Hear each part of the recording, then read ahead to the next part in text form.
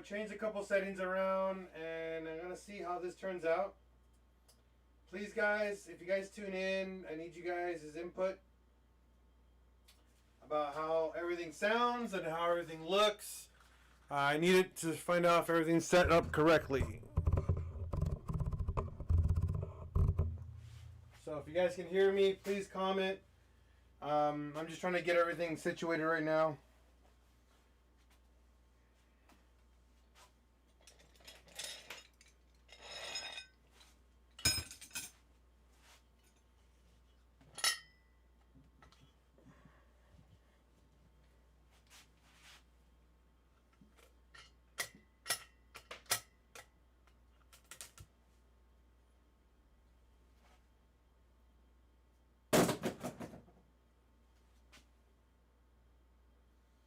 Sorry guys, I took so long to figure it out. It's just an issue with the my internet performance is acting up right now. So good. I'm glad you guys can hear. Well, I'm having the head up like this so you guys can see.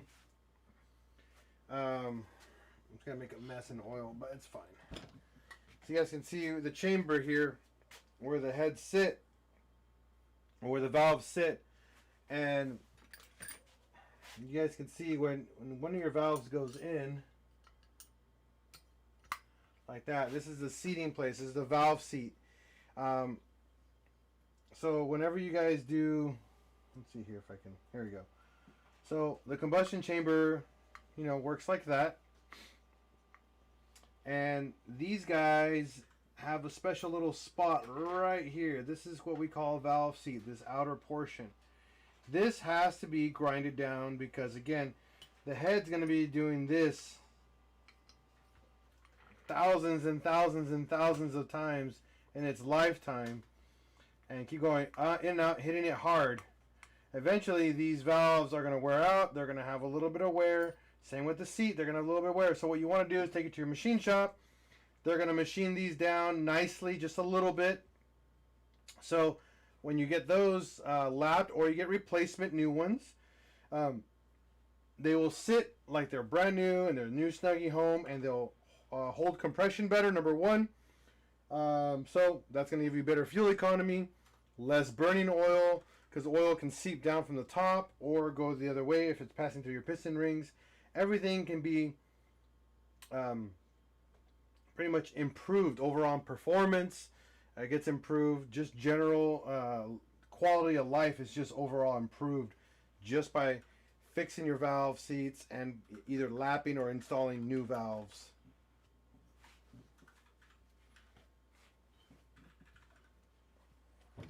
So what we do is kind of cram this like this in here. That's how I do it.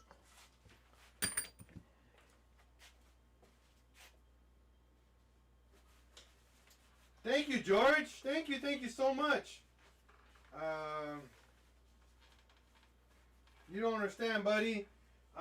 Every person that becomes a member gets one entry to win the car. So think about this, guys. Think about this very well. If we get 100 members, okay? Let's assume we get 100 members on Patreon. Number one, every single dollar goes to the car. Not a single dollar goes to me. All of the money goes into that car. So once we finish building the car, we give it away to someone. Plain and simple. Then we do another car. Isn't that crazy? So you get your opportunity to build. Number one, I get to build another car. I get to teach you guys how to build another car. And then one of you guys get to own it right at the end. That is the whole point of PincheAls Garage Patreon membership. And they have control over the... Oh yeah, and you guys have 100% control of what happens to the car. In other words, what it looks like, what wheels, what engine modifications, what interior, what everything that goes into the car is 100% controlled by you guys. Pretty much, you guys just pay for me to do all the work. That's it. That's pretty much how it works. That's the super cool thing about the Patreon because I wanted to find out a way to fund these builds that we do here without, you know, me working 9 jobs, you know? And we figured it out, and Patreon has actually helped a lot. Believe it or not, it built us pretty much an entire car in less than a year, and it's almost ready to be given away. It's pretty freaking cool. And lets us show them new things too. Yeah, and it also gives us the ability to create new content. Exactly.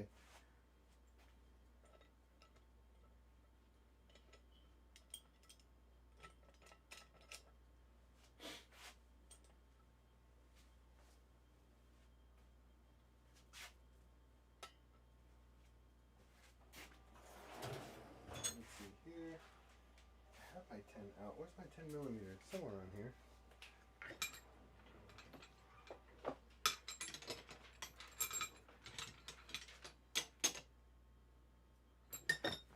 It's right here.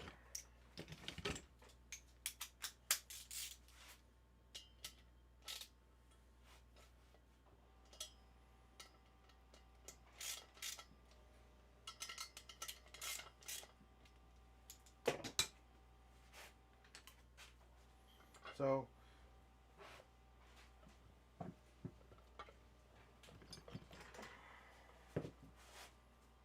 I'm right-handed, so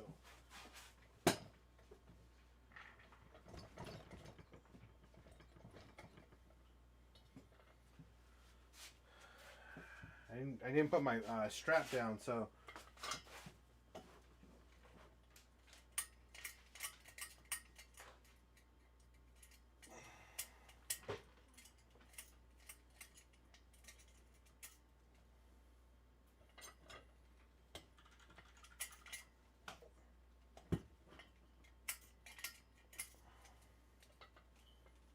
there's one.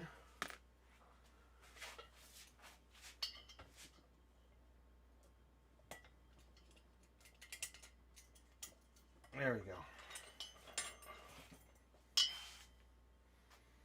Get your little magnetic tool here. Pull that guy out. Pretty much, and repeat the process all the way down to finish the, 12, 15 valves?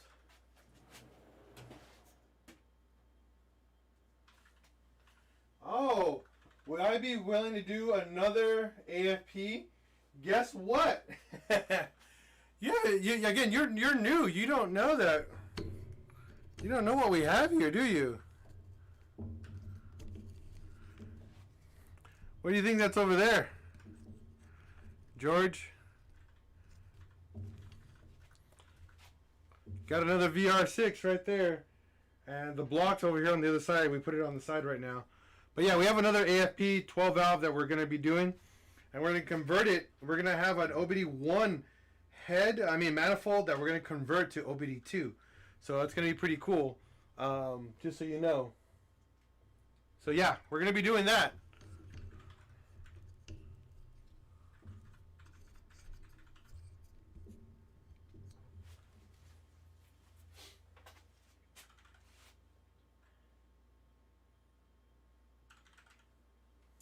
And that motor over there is going to be a high compression 12 valve VR6.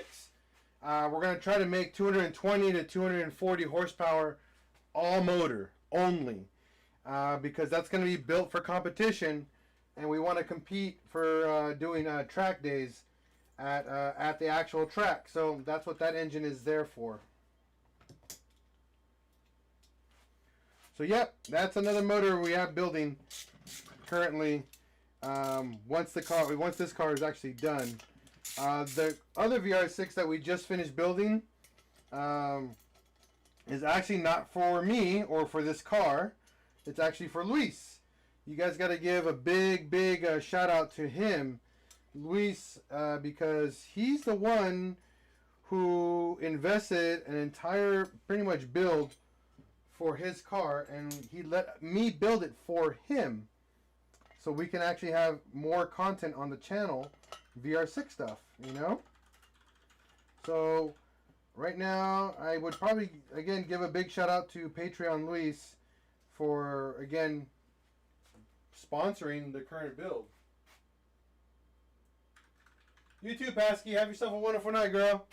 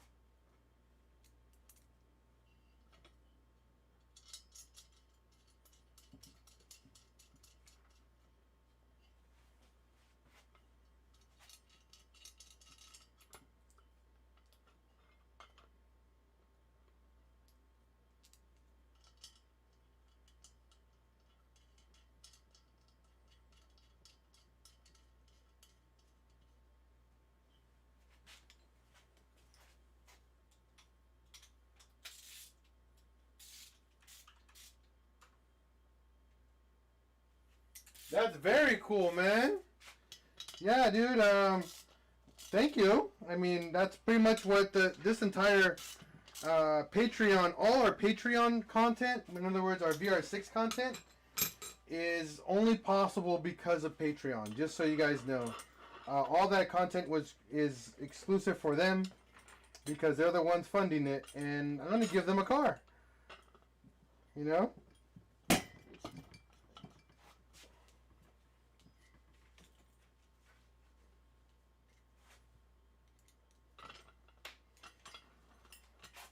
Got one.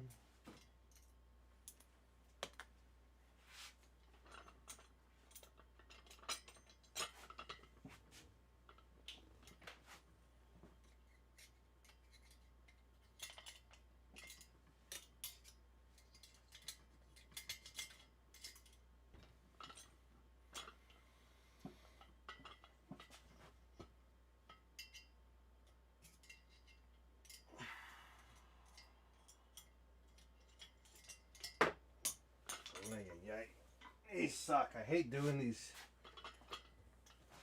with the passion. Ah.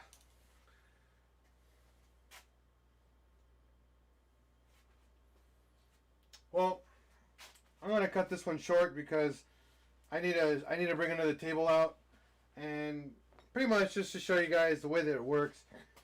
I wish I could do more, but this is gonna be super time consuming, and it's gonna be boring for you guys.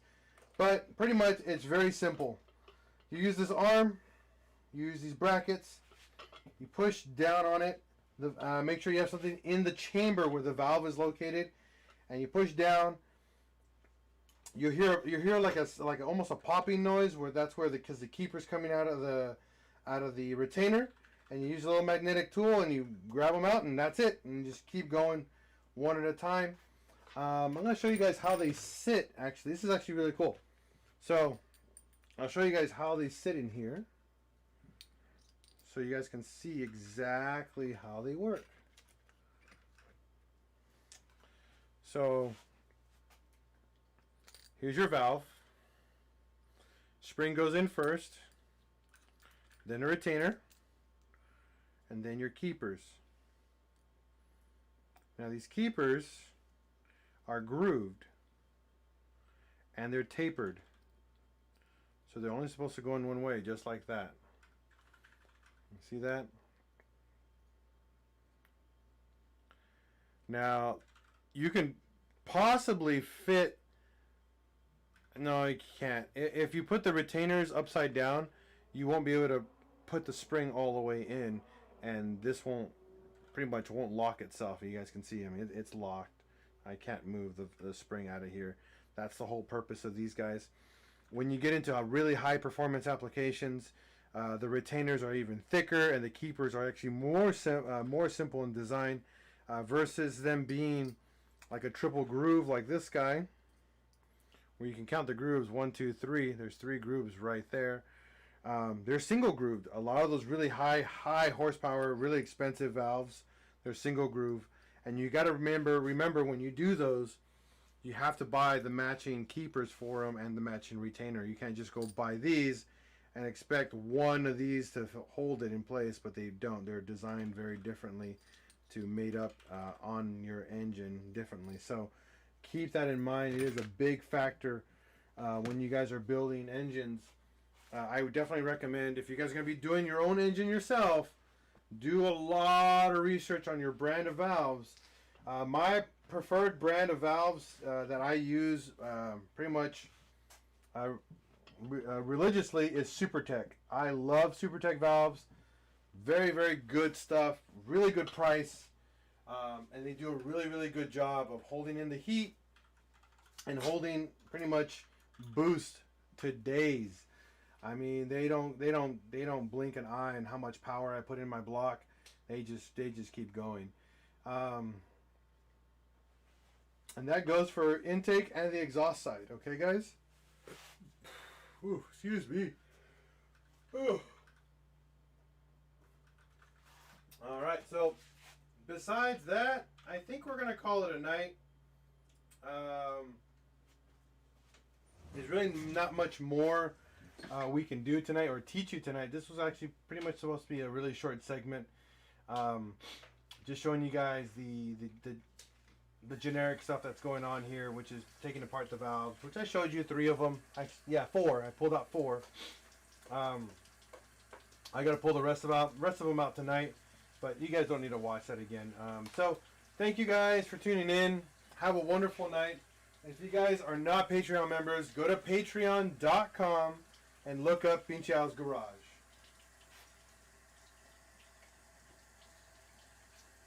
Yeah, McDubbin, I bought a Hercules one. This guy right here.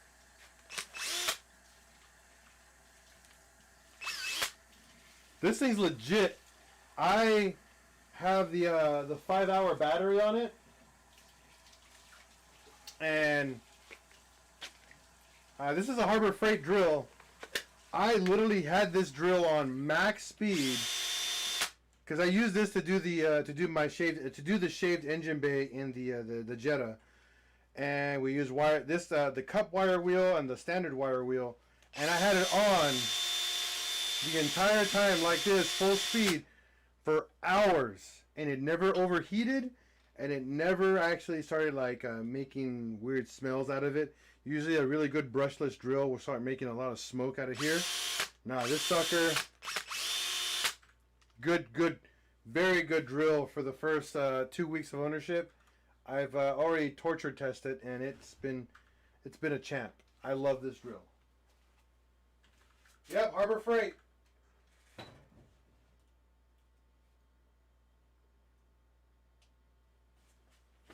Yeah, they fit their other 20 volt tools.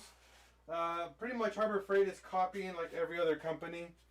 You know, with all their, as long as it's a Hercules drill, you can pretty much swap out the 20 volt battery and use it in all their other Hercules products that they offer there.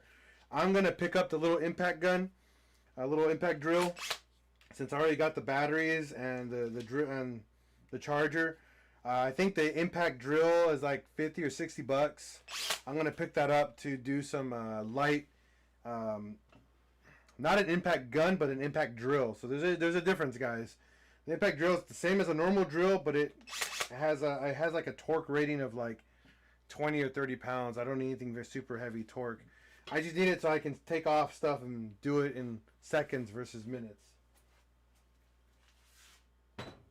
Yeah, McDubbin, it's good stuff. You know, if I had Milwaukee money, I would do it. But, dude, I have a budget, man. I have a family to feed, and I have, other stuff. And I bought their warranty. I bought a 2-year warranty on it, so if it ever fails, I'll replace it. But for the price, I cannot complain. And I kid you not, man, Three Bowman, I had that drill at full speed, non-stop, for hours, for 2 days straight, and not a single hiccup. Now, the batteries didn't even get hot. And the bay turned out beautiful. Yeah, and our engine bay turned out gorgeous.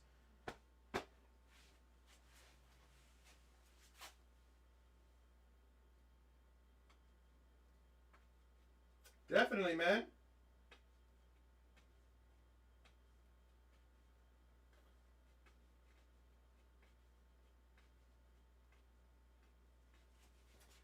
I'll check it out, Joe. That's definitely good information. I'll check out the Tool Boss guy. Again, thank you guys for tuning in. Have a wonderful day. And Rob and Tiny, I will do the shave. I will do the waxing fundraiser only if you guys join me. All right? All right, guys. Live fundraiser. Yep, a live fundraiser with them, too. I will not do it with anybody else. Besides that, you guys have a wonderful day. Peace out, and be safe out there, guys. Because as always here at PincheAls Garage, we're going to break, we're going to fix, and we're going to repeat. Peace out, everyone, and have a wonderful night.